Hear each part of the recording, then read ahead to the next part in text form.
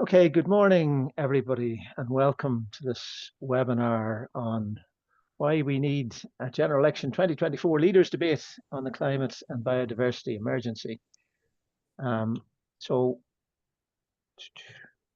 my name is Barry McMullen. I was a professor in the Faculty of Engineering and Computing at DCU. I'm actually recently retired, but I'm still obviously active in various things, particularly in advocacy around effective climate and biodiversity action, though I focus particularly on climate. I'm joined today, I'm delighted to say, by Professor Anna Daly from UCC, Professor John Sweeney from Maynooth University, and Professor Claire Kelly from Trinity College Dublin. I'll be giving each of them a chance to introduce their own thoughts on this webinar in a couple of minutes. But first, some housekeeping. We will be doing some panel discussion among ourselves first, and just exploring the issues around a leaders' debate on the climate and diversity emergency. But at any time, you should be able to find a Q&A button if you hover at the bottom of your Zoom screen. If you can't immediately see something called Q&A, you may have a button to the right labeled More with 3 dots in it. You may have to drop that down to see Q&A. So if you have questions during the session, please put them into the Q&A. There is also a chat facility. So if you want to put in comments, you're welcome to do so into the chat facility, but please don't use that for questions, because we're only going to look for questions in the Q&A. So that's if you have questions as we're going along, and we will try to reserve time for questions. And we'll just be taking questions by text. The technology gets a bit clumsy to manage if we're trying to bring people, too many people in on audio and so forth. So questions into the Q&A, please. Okay, that was that. What are we talking about today? Well, I took an initiative last week, once it was confirmed by all the government parties the election was going to happen this year, to just initiate as a citizen, nothing more than that, as an interested citizen, to initiate a petition. The petition is addressed to the Director General of RTE and the Chief Executive of Virgin Media Ireland. It hasn't been sent to them yet. Come to that at the end. Inviting them to host a standalone leaders debate for the general election, which would be both broadcast on TV and available online as a live stream. A leaders debate that would be dedicated to the climate and biodiversity emergency. And you can see, as of this morning, we've got 690 signatures out of a current target of 800. I'll probably bump that target up to 1,000. But, you know, that's not bad. It's been passed around by word of mouth, essentially, and social media contacts and so forth. So that's actually quite a substantial number of people who have heard about it and have chosen to indicate their support for the petition. You can see a not terribly short link for it there at the top, but do feel free. I think probably everybody on the call has already seen the petition. But obviously, the more signatures we get on the petition, the more leverage there is to try and persuade everybody concerned that such a debate would be a good idea. Why is it addressed to the Director General of RTE and the Chief Executive of Virgin Media instead of, for example, the leaders themselves? It's a deliberate thing. Now, obviously, unless the leaders would agree, there's no point, you know, in anybody inviting them. And I have heard it suggested that there might be a willingness in the broadcasters to facilitate. There would be a willingness by the broadcasters to facilitate such a debate, but they wouldn't speak publicly about it unless they were confident that the leaders would agree to do it. So there's a bit of a chicken and egg situation there. Unless the leaders say they want such a debate, the media won't ask them. Unless the media say they would like to host such a debate, maybe the leaders won't indicate their willingness. It's, as I say, it's a catch-22 there. I'm just going to suggest that the media itself, not exclusively, but it is one of the actors in society that significantly influences the way general election campaigns unfold. Not on a party political basis, but attempting to channel for the general public what the issues of concern and interest are. So I think there actually is a legitimate role for media to take a lead, not in setting, obviously not in articulating particular policy initiatives or policy positions or that kind of thing, but in framing the topics that should get attention and in choosing to allocate media space for particular topics. I think decision makers in the media do, and we're fortunate here in Ireland to have a relatively healthy, free media ecosystem, and that's a luxury that not all countries in the world enjoy. And we have relatively free elections, and that's a luxury that many countries don't enjoy. So the reason for framing this petition as addressed to the media was deliberate. But obviously, it would be great if the leaders themselves indicated their support. I will close off before we get to the end. The session is going to finish about 12:30 today. At the end, I'll say what the next steps are. But for now, I'm just going to stop that share. So you can see who's online here, or see each other, as the case may be. So I'm going to invite now the very distinguished people who actually probably collectively know a lot more about this topic than I do, that we've got in the invited panel to share their own initial thoughts on this. So I'll go first to Hannah Daly. Hannah is a professor of energy systems modelling. I think that's a close approximation in University College Dublin, also affiliated with the Marai Research Centre. She's very well known from a regular column in the Irish Times. So Hannah, would you like to give us your thoughts on this question of a leaders' debate? Thanks, Barry. Thanks for setting this up and for your initiative to pursue a leaders' debate on climate. Good morning, everyone. It's good to see some familiar names. I suppose just to start out, this coming up to an election. We're at a really important time to I suppose emphasize on the political agendas the importance of climate. We can't take for granted that just because we have a climate law and we have carbon budgets in place that it will remain high on the political priorities list. Both the political and social commitment to climate action, I think, is we can't take for granted. It's still very fragile. There are many other kind of competing interests, unfortunately, which is understandable.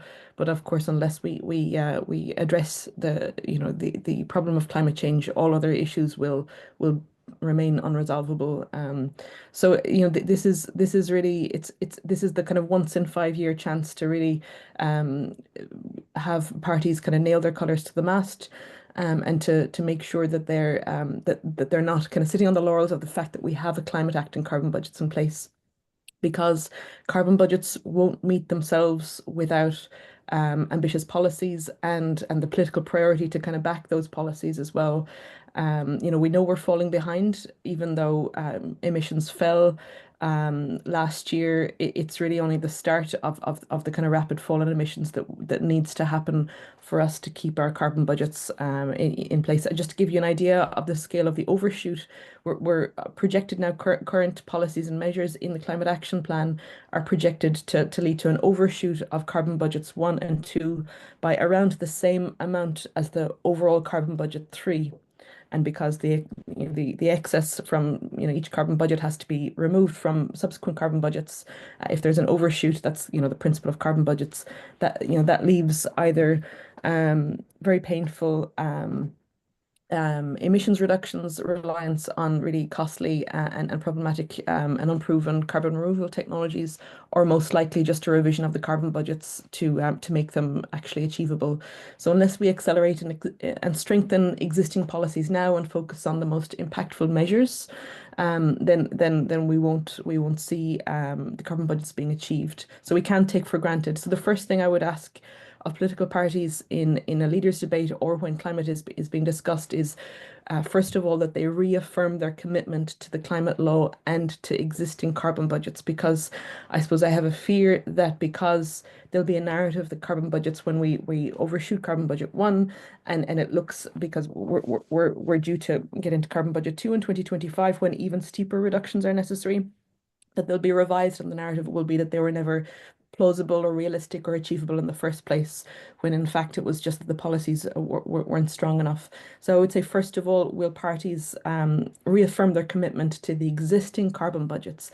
And then secondly, the question of whether they support climate decarbonisation in principle is not enough. They actually then have to spell out precisely what their policy positions is across every sector to meet that gap between where we're currently going and what carbon budgets actually are.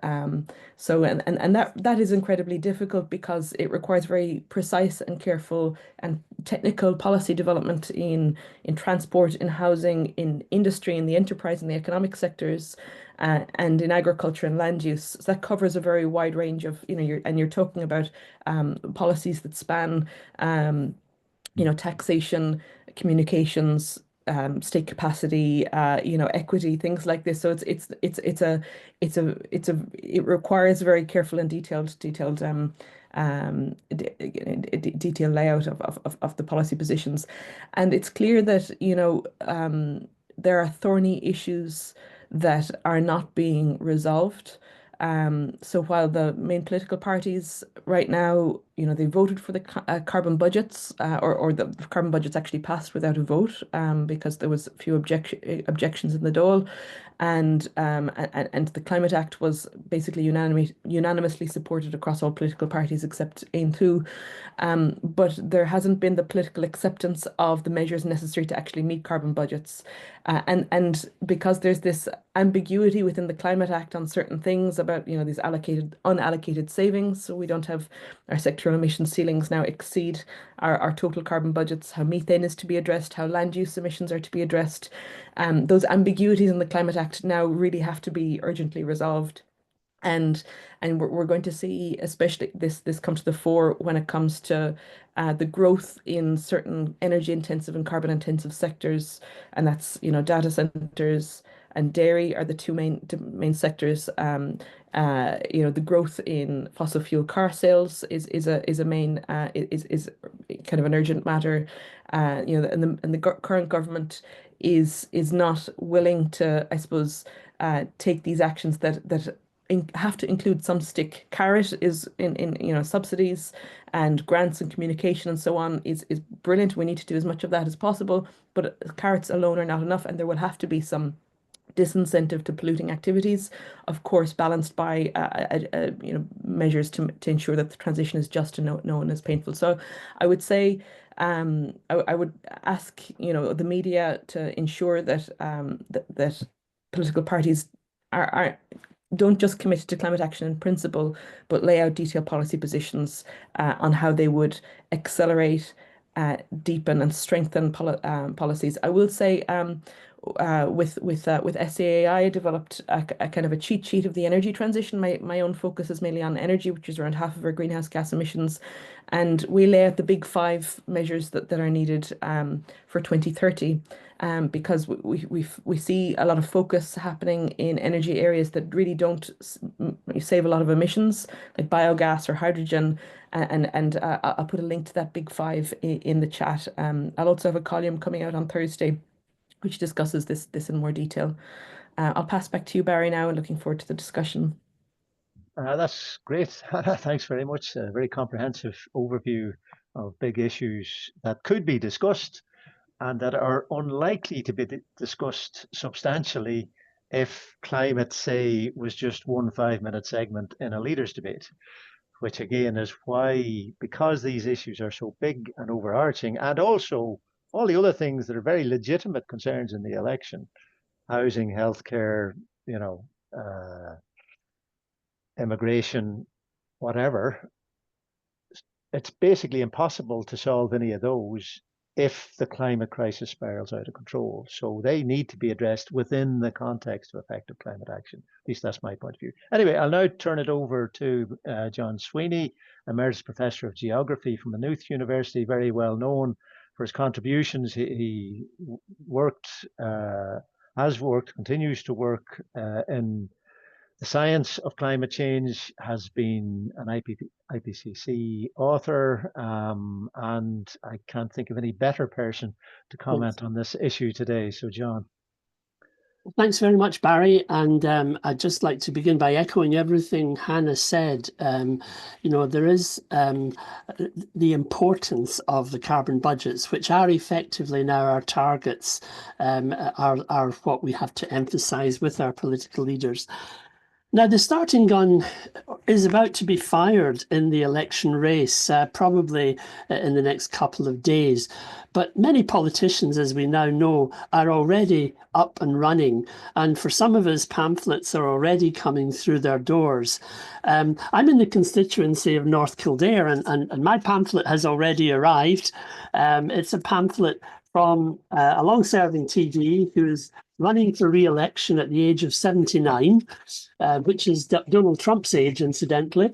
And that pamphlet is a very elaborate page of priorities, mainly related to the budget. But I'll just give you a flavour of the headings: families and caring, increasing opportunity, pensions and social welfare, taxation, cost of living, and housing, and health. There's something missing from that, I imagine. There's no mention of environment. There is no mention of climate change. And I was under the impression that this particular TD, like almost all the TDs in the Dáil, had declared a climate and biodiversity emergency. Now, in an emergency, I would have thought there'd be some mention of that in the political debate, and there appears to be none. And I was thinking about, why is this the case? And it's the case for a number of reasons. The first reason is that the responsibility for the missing issues in this particular pamphlet, and indeed for the missing issues that the two big parties are talking about, is that they have successfully offloaded the issue of climate change and indeed environment to the junior partner in government, and effectively, to some extent, demonized those individuals, because all the bad news, all the costs, all the tackling we have to do on climate change, well, it's not our responsibility, it's somebody else's. And that has been a very successful operation, which has enabled them to work with clean hands, in a sense, on issues which they are much more comfortable on. And secondly, of course, they realise that these are issues where the hard decisions that have to be taken are not really their cup of tea to take them. So, you know, the things that Hannah referred to there, which we really want our electoral officials, our leaders, to actually tackle, they are running a mile away from it. There is, at the moment, an omerta on politicians talking about climate change, and that will continue, as far as they're concerned, through the electoral campaign. And that's what we're really trying to tackle, I think, today. How do we get around that problem? The problem, of course, is one whereby there is a discontinuity between the climate and environment crisis in the public's mind and the climate and environment crisis in the politicians' mind. The government have themselves looked at this in terms of the public, and the National Dialogue on Climate Action has established that 82% of the Irish population are either alarmed or concerned about climate change. Yet why is this not coming up in the electoral literature? Now, of course, politicians will tell you that it doesn't come up at the doorstep and therefore they're not going to get worked up about it. And that's true. People, as Hannah said, have priorities which are much more short term and which are more concerned with, the next month's rent or the next month's mortgage or whatever. But at the same time, there is an attempt to offload responsibility for climate change from a leadership role at political level to an individual action level. And people are being made to feel guilty themselves that they are the problem rather than the lack of political leadership, which I think is the major problem we're seeing here. There is also an attempt, I think, and maybe Claire might go into this in a bit more detail. There is an attempt to say, oh, we can't really scare people. We might cause more climate anxiety. So we might have a campaign that doesn't even mention climate change, that doesn't even mention water pollution, that doesn't even mention the kind of things that might give young people especially more climate anxiety. And that is something that paralyzes people who work in this area like ourselves here this morning. And I think we have to come to terms with this and somehow or other come to terms with the balancing act that we have to play between individual responsibility and political responsibility. So I think overall, what I think is important here is that we have to establish responsibility and culpability on our political leaders and get them to debate. What did they vote for when they voted to pass the climate law? What did they vote for when they voted to pass the Climate Emergency and Biodiversity Emergency motion?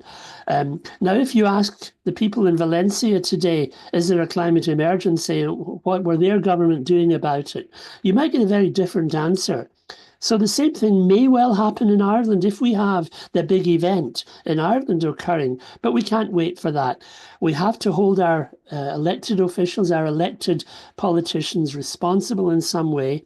And that's why I think a debate which can tease out some of the issues that Hannah referred to, can tease out what are they actually going to do to correct our trajectory now that we're so far off course?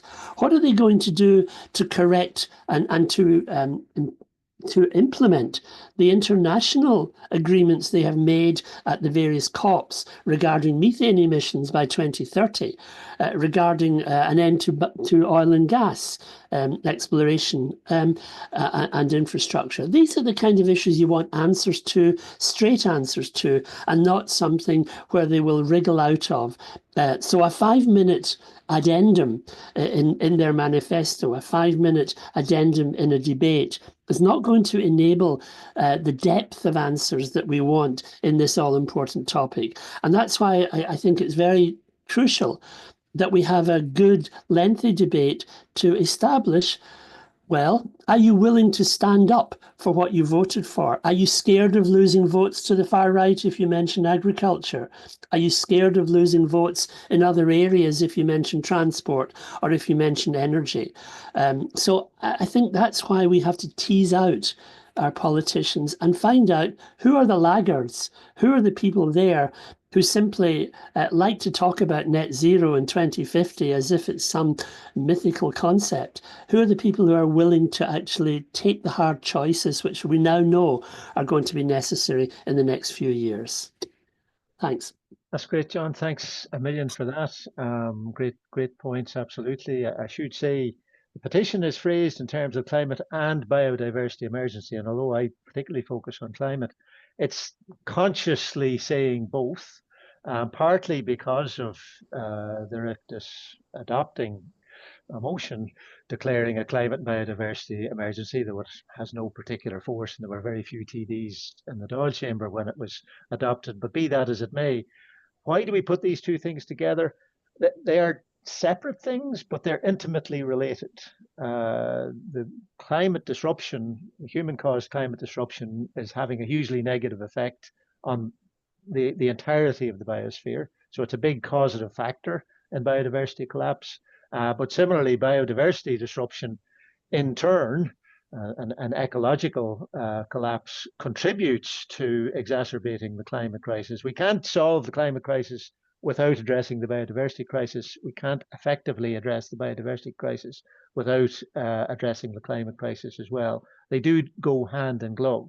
So it would be very important that parties actually address both of them. And it's not even restricting it to climate biodiversity is an oversimplification. That there are other planetary boundaries that are being transgressed that do need political action. But I think climate and biodiversity is certainly more than enough for a focused debate to flush out, as John says, where parties actually stand and what they actually meant when they passed legislation in particular on addressing climate change. Anyway, it's now my pleasure to invite Professor Claire Kelly. Claire is a neuroscientist by training, but she's very active in addressing the issues of climate biodiversity crisis with the student body. She lectures on the psychology of the climate emergency, and it's my pleasure to invite Claire to share her thoughts now with us. Thanks a million, Barry, and thanks so much for asking me to be here today. Yes, I'm not quite like the others. As Barry said, I'm based in the School of Psychology and School of Medicine, actually, in Trinity College.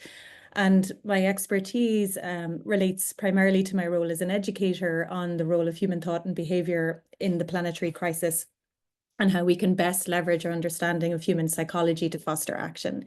So I stand in front of classes of between 50 and 100 young people a couple of times a week to consider this challenge with them. And I think it's really important that we consider them in this appeal for a leaders debate. And so I also speak as a mother of 2 young children who can't yet vote, but who should be considered. Because, you know, just like Hannah, John and Barry have all alluded to, never before has our young people's future been subject to such a discernible threat. And the evidence has never been clearer, and the cost of inaction on the climate and biodiversity crisis has never been more severe.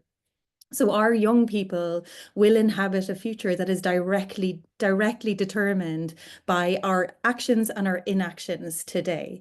And it is very clear that this fact is already taking a toll on our young people. We know from global research data gathered from 10,000 young people across 10 different countries, including the UK. So Ireland wasn't represented, but we can imagine that the response from Irish young people would be very similar to many of our neighbours.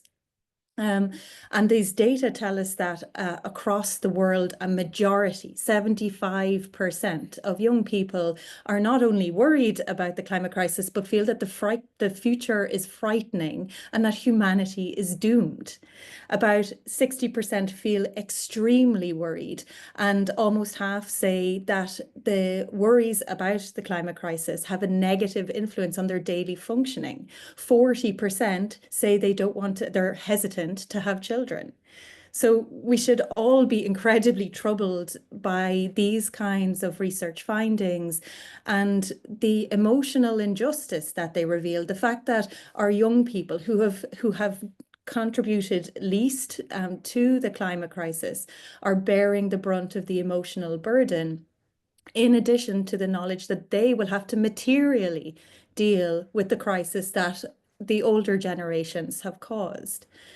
And just to connect with what John was saying, you know, this is a really big concern, but the answer is not to talk about the climate crisis, because when researchers dig deeper into the feelings or what's associated with the feelings of distress that young people have, they find that these feelings are directly correlated with feelings of betrayal and dissatisfaction with political leaders who they have trusted to safehold their future, but instead are perceived as lying about the action that's been taken or taking insufficient action, failing young people across the world, betraying them and future generations. So those data, that evidence is one of the most important things that I can highlight to make an appeal for the importance of a leaders' debate. Because one way to signal and demonstrate a commitment to a livable future for all, to safeguard the future of our young people, to make sure they have a livable world to inhabit, is to engage in a leaders' debate, not, as John was saying, not 5 minutes in the middle of something else, but actually to center the importance of this and demonstrate a commitment, and to talk about, as both Hannah and John have said, talk in specific detail about how that future will be secured by the next government. So that would be the center of my appeal for the debate. Thank you. That's great, Claire. Thanks very much. And I mean, I think you're highlighting there, and John highlighted in turn, it really makes, you know, we talk about, you know, what are the important topics for the people or for the public, okay? But they don't spring out of thin air. We live in a complex society with communications going up and down, but there's lots of research and lots of evidence to show that people do take a lead from those they consider to be, you know, more important in society. So that can be political leaders, it can be academics sometimes. Not all academics are as vocal as I would like them to be, but anyway, that's a conversation for another day. It can be the media, it can be their friends and neighbors and relatives and all of that.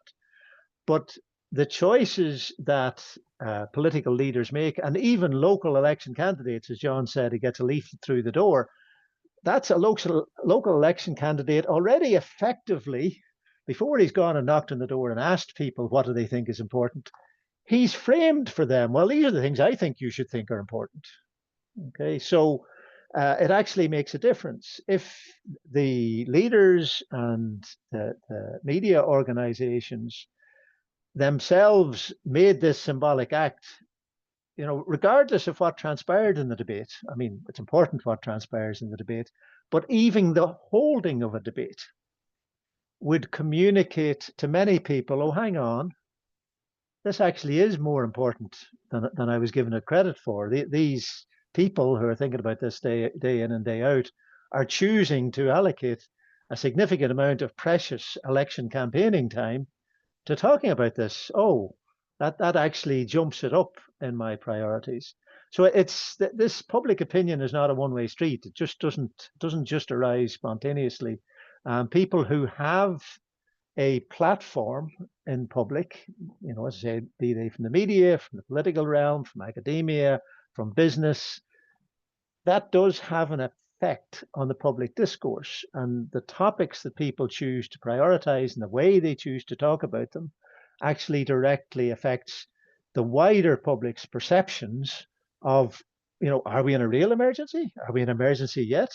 If it's not, if people aren't talking about measures that would be disruptive, this is me speaking now, if people are not talking about measures that would be disruptive, then I don't think they're really serious yet. And the public will be saying, oh, well, you're not really asking me to do anything or to put up with anything serious. It's not like COVID, where we had to put up with, you know, enormous disruptions of our everyday lives. So that was an emergency, and it was signaled in a sense by the fact that people were being asked to do these disruptive things.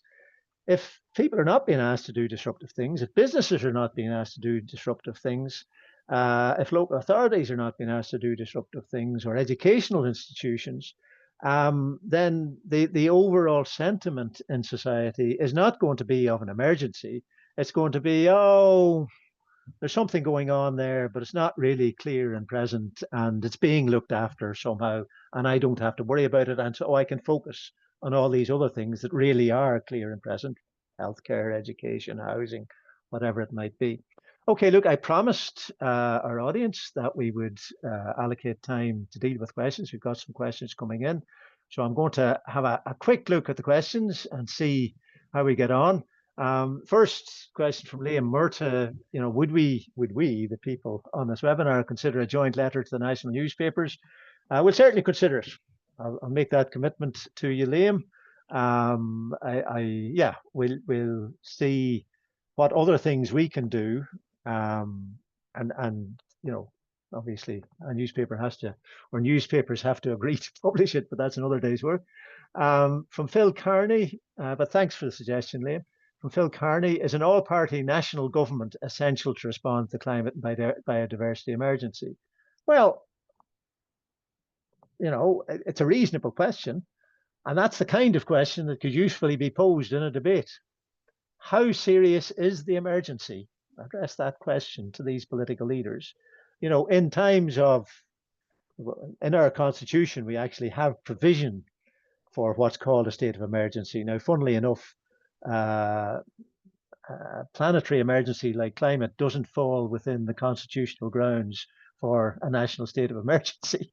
If we're liable to be invaded by a foreign army, that would be grounds for a state of emergency constitutionally. I think it's actually a good argument for changing the constitution to allow broader grounds for a state of emergency. But yes, that's the kind of thing that would signal really taking things much more seriously. So I don't disagree, Phil, but it's a good question for a debate, if we can get a debate. I don't want to answer all these questions myself, so I'm going to offer something to somebody else. How do we get the media and the leaders to actually agree to the debate? What pressure can we apply to make that happen? Well, I guess that's on behalf of the audience. Hannah, why don't I go back to you? I mean, you do an awful lot, and I'm very grateful. I'm sure the audience are very grateful to the work that you do. But have you got suggestions for people in the audience in whatever walk of life they have for things they could consider doing to elevate the climate and biodiversity emergency during the general election campaign? I suppose this is where the kind of wicked nature of the climate problem comes to the fore. You kind of need people who are expert in effectively every academic discipline, practically, especially in the humanities, to be able to answer any particular question. And my expertise ends mainly at the greenhouse gases and the operation of the energy system.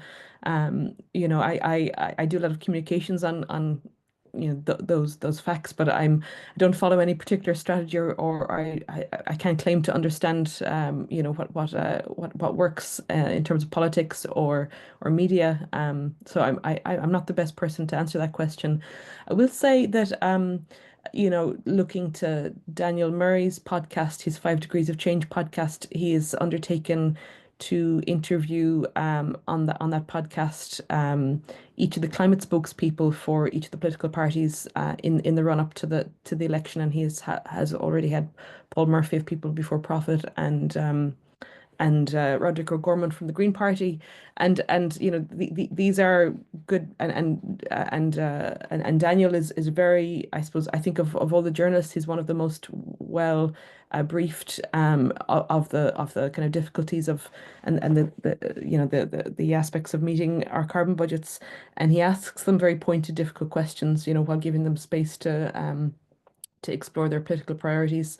So that's one approach that has been taken, but of course that has a very niche, kind of niche audience. It's not something that brings it to the national audience, which is really what's necessary. Okay, thanks very much, Hannah. Yeah, that's very good. A plea on my own part. I don't know if we got any or many journalists on the call itself, but this is a wicked problem.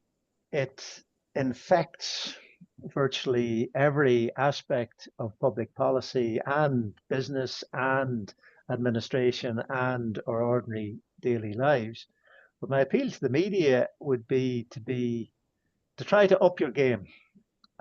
So every time there's a discussion of, for example, aviation or data centers or extreme weather events, we've had, obviously extreme weather has been very much in the news recently, particularly the events in Valencia and Spain. A lot of those reports don't mention the underlying causes of deepening climate disruption. Now, as a scientist or as an engineer, you know, there's sophistication. John would say more about this in terms of attributing quantitatively exactly how much climate change has influenced particular weather events. But the underlying situation now is we know for a fact that greenhouse gas concentrations in the atmosphere now are at their highest in millions of years, that has a direct physical effect on the atmosphere and on the climate and on weather. So we've gone maybe 20 years ago when there was an extreme weather event, you could say, oh, well, we'll assume that it wasn't climate related until we definitively know it is. Today, you should make the opposite assumption, because we know for a fact that the greenhouse gas concentrations are increased, because we know for a fact that that physically alters the climate and alters the weather. The default assumption should be this is influenced by climate change, and only if there's very clear evidence to the contrary should we reject that assumption. It's a subtle notion, but we should certainly be bringing climate into all those conversations. John, would you like to say anything else on that? Yeah, I was just going to add that in terms of tactics to progress the idea, it only takes persuading one of the political leaders to agree. Because during an election campaign, all the other political leaders cannot be seen to be demurring from taking part in a debate like that. And can you imagine what the presenter would say? We contacted political leader X and they declined to take part, what that says about them. So I think if you work on even one or two to get an agreement, then the rest will have to fall in line, either working through their own advisors or directly contacting the political leader concerned, just to get the first one on board. The dam will collapse after that. That's a great suggestion, John. And I, you know, in terms of the petition itself, that a next step, I'm just waiting for the election to be officially called and see how the numbers are going on it. But a next step will be contacting party leaders or parties, asking them to articulate a public position on the debate.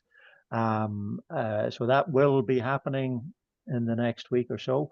I'm just having a quick look at our participants in case we've got any political leaders joining the call today. I'm not seeing any, but if there's any representatives of political parties on the call, do please feel free to contact me separately after the webinar. If you're willing to publicly or privately express your support, that would be very welcome. Just go back to the question, Sive O'Neill. Many of you will recognize Sive is actually a political leader in the sense of she's putting her name forward as a candidate in the general election, I'm aware. And I'm not taking a party political position there. I admire anybody who is willing to put themselves forward at, you know, in these difficult, conflicted times, and we're all aware of how difficult it is. So I'm delighted to see Sive on the call. She says, if the broadcast media does not organise such a debate, would we consider organising an online hustings with the support of civil society organisations to publicise it? It is a poor second best. Okay, it's a poor second best. But if the media organisations don't respond, something else should be organised. And I can't say too much, Sive, except that there are discussions with various entities going on in the background. So I don't, you know, you won't be disappointed, is all I can publicly comment at this point in time.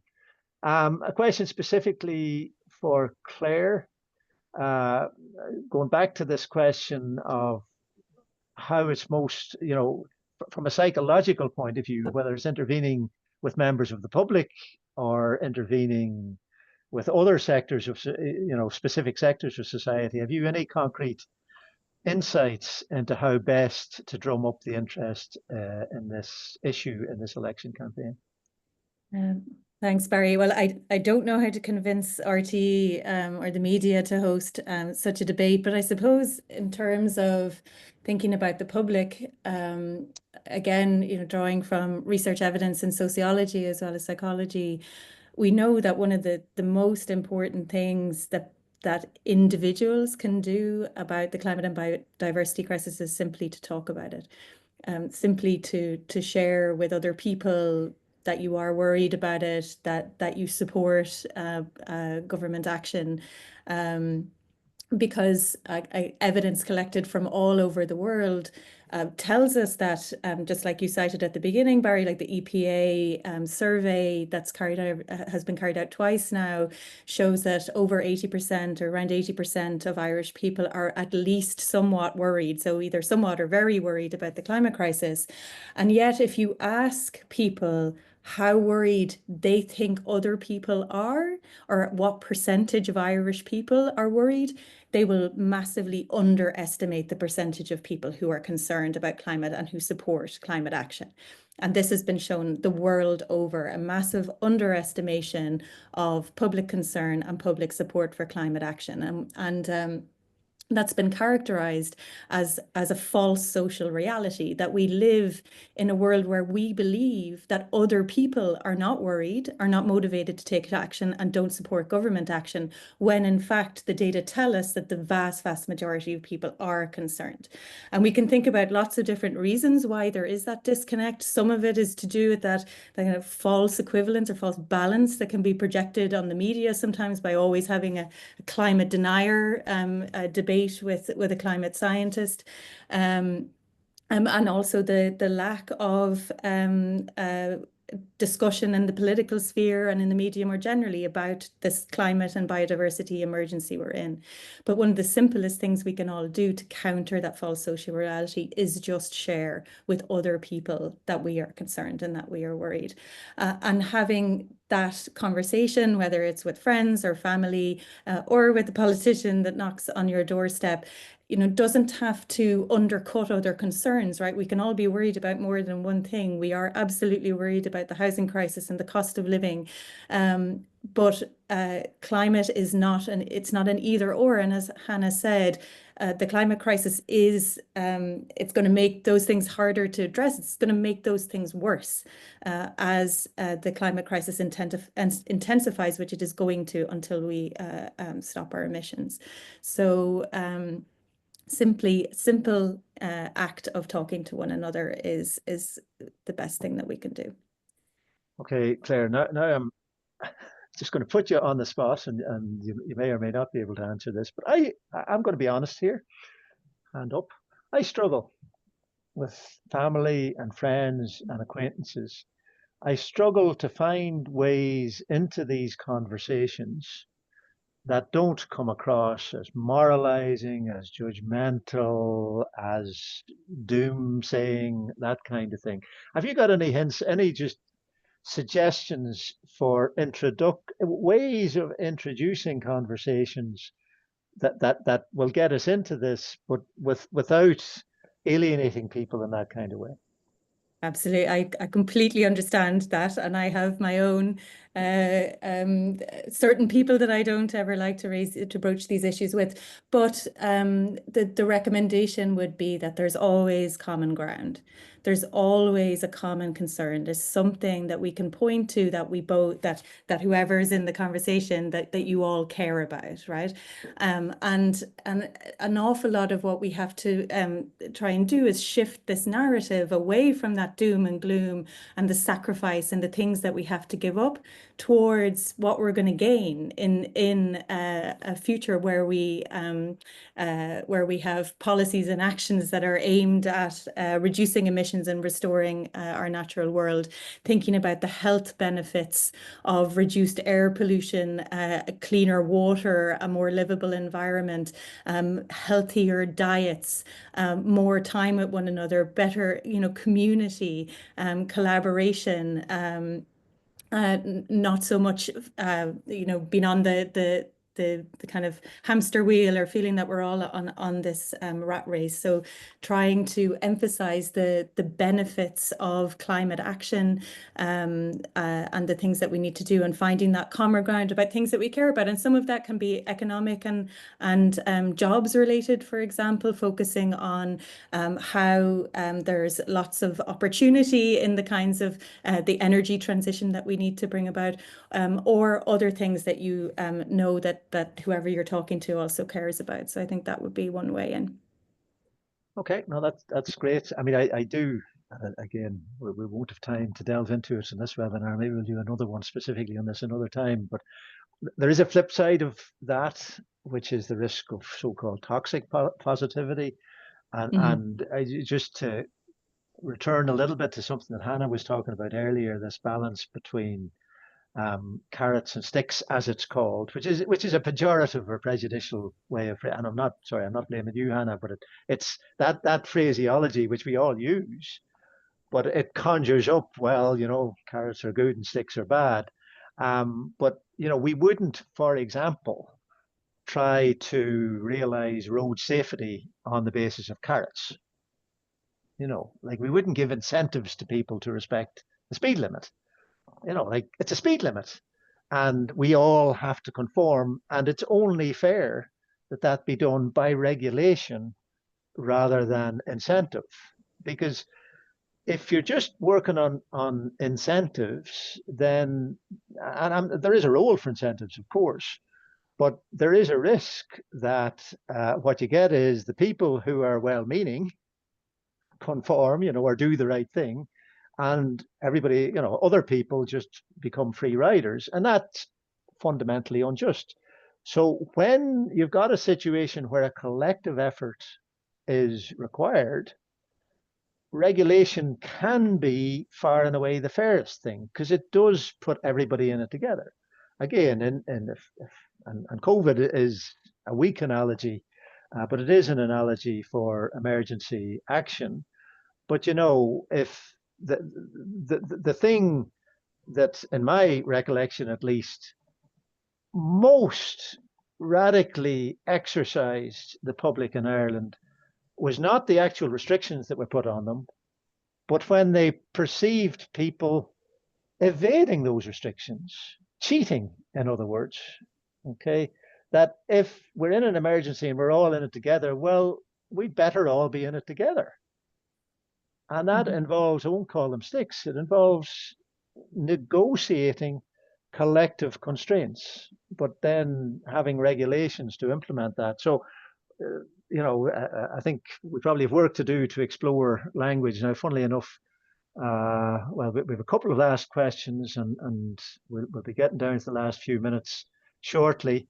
Sarah O'Sullivan says, is there any role for Commissioner Naman to play in ensuring appropriate coverage of climate crisis is included across stories? I don't know. I'm not a media expert, but it's an interesting point. I don't know what the statutory sort of foundation for Commissioner Naman is, but I think it would be quite difficult for them to pick out, you know, particular topics to prejudge what either politicians or the general public. But there may be some line of action there. I wouldn't completely discount it. Jerry Crilly says, surely language is all we have. In a certain sense, are we becoming far too polite, and hence less direct in our messages? Our concern as to what others think inhibiting our discourse? Well, yes, to all of the above. Lies and being misled politically has always been part of the political toolbox. Well, it is. Yes, I mean, people, you know, people are people and politicians are people. But in an open society, as I say, we have the luxury in Ireland of living in a relatively well-functioning open society with open political institutions, rule of law, and, you know, a media that is comparatively free, or public media, a well-supported public media.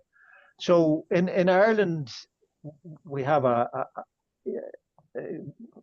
nowhere is exempt from, you know, bad behavior, including bad behavior, bad political behavior, and trying to disrupt and misguide and mislead and feed misinformation. That's certainly true.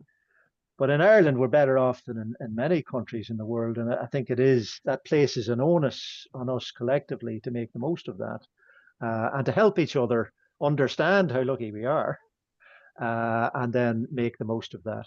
Anyway, look, we have about 4 minutes left. So I'm going to go back round the table one more time for final thoughts, and then we'll finish up. So Hannah, any final thoughts on your part? I suppose just to be controversial, Barry, I suppose one of my most controversial views on all this, it tends to be that I suppose greenhouse gas emissions are, one framing of this is that that there's no big baddie. They're just caused by normal people going about their daily lives. And if we don't appreciate that, then Jerry Crilly's comment that that we're being too polite and less direct. It's very hard for climate communicators to strike that balance between being very honest and direct about the damage that that's doing and making people feel guilty. And then also that conflict is being weaponized. The Taoiseach is now kind of framing that, that farmers, for example, are being lectured to, and that they're being that we're demonizing farmers and so on by just pointing to what is the literal truth, the exact evidence. So there's a really difficult job in communicating this and being direct, and trying to be as direct as possible means people feel but people are turned off, or they get alienated by this, but that has to be resolved, otherwise we'll never grasp the nettle and we'll just continue going as we are. So thanks a million, Hannah. John, last thoughts from you? Yeah, I mean, I'm the arch doom and gloom merchant, I guess, over many years. And what I would caution against is moving away from the science, because there is a tendency to move the argument away. And Hannah and myself both attended a conference recently where the next round of government campaigns on climate change, we're almost getting to the point where the science would be sidestepped, and it would be a story, it would be narratives, and while they have their place in converting the public's approach, and I agree with everything Claire said, once you move off the hard facts of science, you move into another environment where, again, as Jerry was saying, the spin merchants can move in big time, the social media experts can move in big time, and we can get the distortion of the story, which I think would be detrimental overall. So I would urge that we don't. I mean, I agree completely. Graphs and histograms are not good in many ways for getting your message across. But I think we have to stick to the hard scientific facts as much as possible. That's great, John. For those who don't know it, the PR industry is largely attributed to a gentleman called Edward Bernays, who wrote a book about it early in the last century. And what was the name of the book? Propaganda. Claire, last word to you. And who the fossil fuel industry have relied on very much in their messages. So I absolutely agree with everything Hannah and John said, and I would not be in favor of, when I talk about finding positive messages, connect with friends and family, but what we need from our political leaders is leadership. We look to other people to know how to behave. We look to our political leaders to lead. We need honest, strong, coherent, transparent, and communicative leadership, and we need action, and we need it yesterday. The next best time is as soon as the new government gets into power. That's excellent. So I want, on a personal level, to thank Hannah, John, and Claire very sincerely. This was put together at relatively short notice, and they very kindly. And John is not even in the country at the moment. And John will be going to the COP conference, I understand, in Baku. So safe travels, John.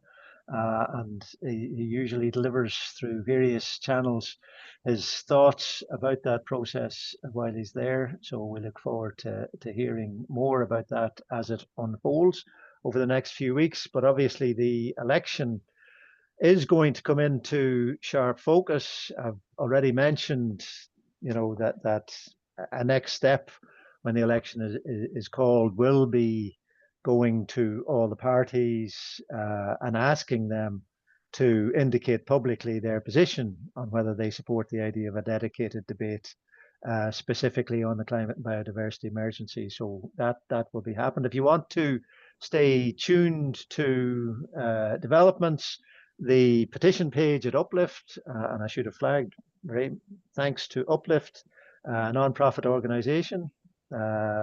They appreciate donations. So if anybody has some spare cash to donate to Uplift, it's an important part of civil society to have these organizations that facilitate public discussion. So do check in on the petition page on Uplift. We will also make available the recording of this session this morning as soon as we can, and the link for that will appear via Uplift as well. And please do just, if you've been persuaded, or if you needed persuading by the arguments this morning, then please take whatever opportunities you have to convey that message to friends, family, colleagues, people down the club, down the pub, whatever it may be. Point them at the Uplift petition page. The more signatures we have there, the more likelihood there is to get attention. And of course, when candidates arrive at your doorstep, since the refrain is, we're not, common refrain in previous elections has been, we're not hearing this on the doorsteps, raise it on the doorsteps. And that does percolate up. I do hear this from people in the political sphere that the larger parties especially have quite sophisticated systems in place to feed upwards what kind of feedback they're getting on the doorsteps. So that actually can tangibly make a difference. So with that, we're just out of time. As I say, thanks to all our participants for showing up and to my co-panelists. And I look forward to lots more discussion on these topics over the next 3 or 4 weeks. Thank you very much. Goodbye all. Bye. Thanks, Barry. Thanks, Barry. Thanks.